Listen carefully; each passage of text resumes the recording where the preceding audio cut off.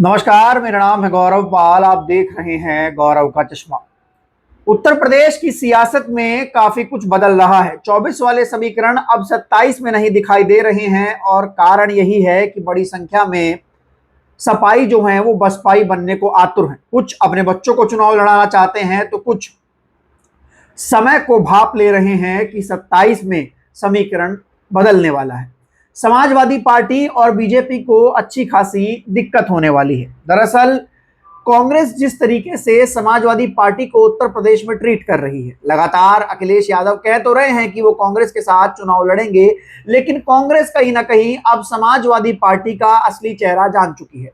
राहुल गांधी कहीं ना कहीं समाजवादी पार्टी को पहचान चुके हैं कि ये वही समाजवादी पार्टी है जो कांग्रेस के खिलाफ दिल्ली में अरविंद केजरीवाल के लिए प्रचार करती है। ये वही समाजवादी पार्टी है जो बंगाल में कांग्रेस के खिलाफ ममता बनर्जी के साथ खड़ी हो जाती है। बड़ा सवाल यह बनता है कि समाजवादी पार्टी का असली चेहरा कांग्रेस पहचान चुकी है। अखिलेश यादव कहते हैं कि बात कांग्रेस को सीट देने की नहीं है, बात जीत की है। जो सीट जीतने हुए दिखेगी कांग्रेस, वो सीट उनको दी जाएगी।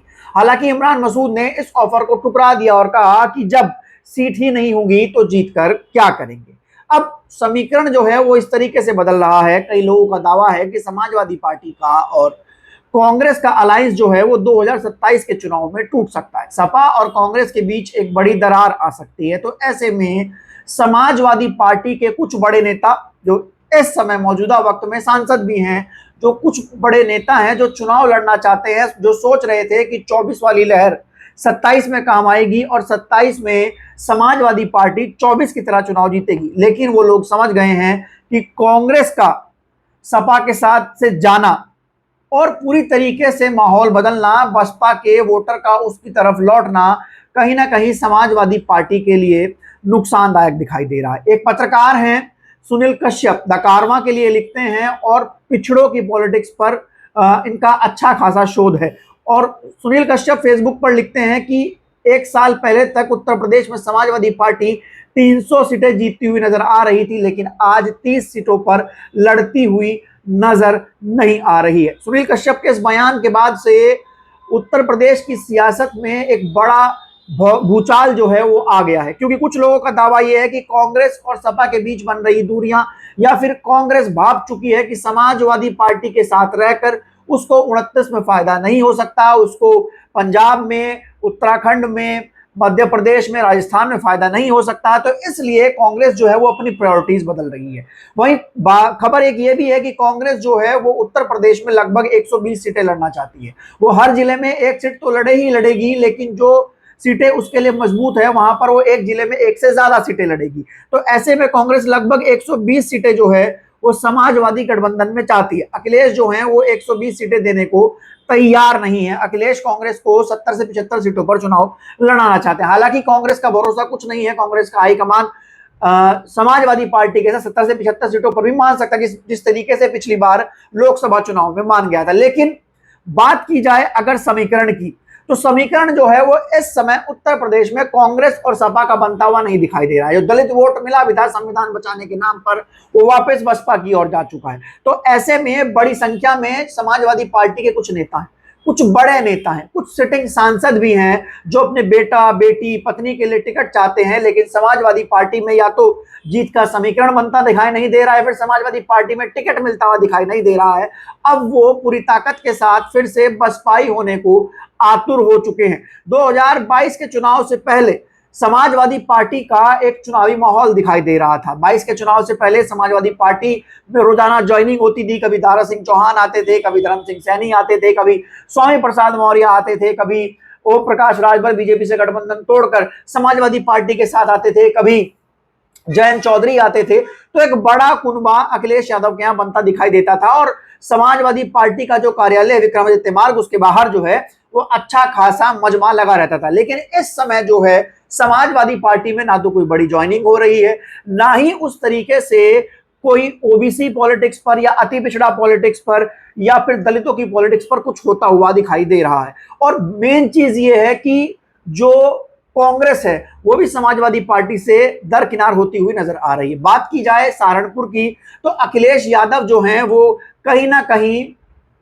कांग्रेस को हर जिले में कमजोर करवाने की कोशिश कर रहे हैं। हम देख सकते हैं किस तरीके से इमरान मसूद और आशू मलिक के बीच में सहारनपुर की सियासत में घमासान मचा हुआ है। इमरान मसूद जो हैं वो बार बार कह रहे हैं कि हम लोग वो बार बार कह रहे हैं कि बात जीत की तब होगी जब हमको सीट मिलेगी, जब हमको सीट ही नहीं मिलेगी तो हम जीत का क्या करेंगे।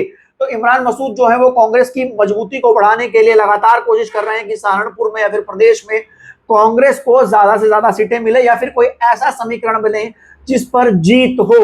तो जाहिर सी बात है कि उत्तर प्रदेश में इस समय सपा और कांग्रेस के बीच कुछ भी ठीक नजर नहीं आ रहा। हालांकि खबरें ये भी आ रही हैं कि जिस तरीके से बहुजन समाज पार्टी में बीएसपी सुप्रीमो मायावती ने पुराने नेताओं के लिए फिर से दरवाजे खोल दिए हैं और पुराने नेताओं से बात जारी है, पुराने नेताओं को शामिल कराने की बात चल रही है। 24 तारीख की जो बैठक हुई इसके बाद से बीएसपी सुप्रीमो मायावती ने कई दिशा निर्देश जो हैं वो पार्टी में दिए हैं और पुराने नेताओं को, जिसमें ऐसे भी नेता हैं जो दूसरी पार्टियों में चले गए हैं, ऐसे भी नेता हैं जो किसी पार्टी में नहीं गए हैं, सक्रिय होकर बैठे, उन सभी नेताओं को मायावती जो हैं वो वापस लेने की कोशिश कर रही हैं, उन सभी नेताओं से बात करने की कोशिश कर रही हैं।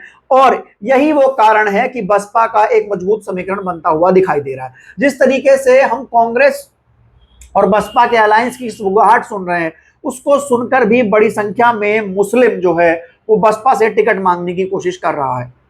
मेन चीज ये है, मैं कई बार बोल चुका हूं कि कांग्रेस के लिए बसपा सिर्फ उत्तर प्रदेश के लिए नहीं, कांग्रेस के लिए बसपा पंजाब उत्तराखंड में जीत की चाबी है। उसके अलावा कांग्रेस के लिए बसपा मध्य प्रदेश राजस्थान छत्तीसगढ़ में जीत की चाबी है। और ऐसे में कांग्रेस अगर बसपा को दरकिनार करती है तो 2029 के चुनाव से पहले कई इंपॉर्टेंट राज्यों में चुनाव हार जाएगी। और मेन चीज ये है कि अखिलेश यादव तो वो व्यक्ति हैं जो अलायंस में होने के बाद भी कांग्रेस के खिलाफ जाकर दिल्ली में प्रचार कर देते हैं, कांग्रेस के खिलाफ वो बंगाल में प्रचार कर देते हैं।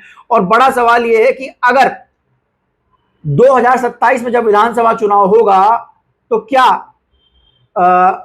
अखिलेश यादव, अगर सपा और कांग्रेस का अलायंस होता है तो क्या अखिलेश यादव पंजाब में जाकर आम आदमी पार्टी के खिलाफ प्रचार करेंगे? ये अपने आप में बड़ा सवाल है, क्योंकि पंजाब में आम आदमी पार्टी और कांग्रेस अलग अलग चुनाव लड़ेंगी। और ऐसे में यह सवाल पूछा जाना लाजमी हो रहा है कि सपा और कांग्रेस का अलायंस अगर बरकरार रहता है यूपी में भी, तो क्या अखिलेश यादव पंजाब में जाकर आम आदमी पार्टी के खिलाफ कांग्रेस के पक्ष में प्रचार करेंगे, जैसे उन्होंने दिल्ली में कांग्रेस के खिलाफ आम आदमी पार्टी के पक्ष में प्रचार किया? तो कांग्रेस जो है वो समाजवादी पार्टी का असली चेहरा जान चुकी है।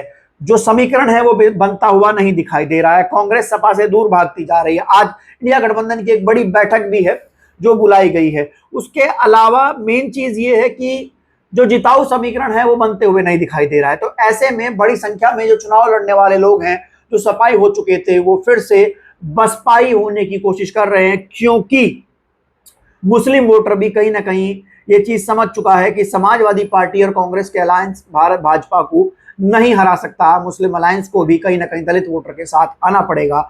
और ये महत्व कांग्रेस भी समझ रही है। अगर 2027 के चुनाव में कांग्रेस और बसपा का अलायंस होता दिखाई देता है तो मुस्लिम भी बड़ी संख्या में एक बड़े नैरेटिव के तहत इस अलायंस पर आ सकता है।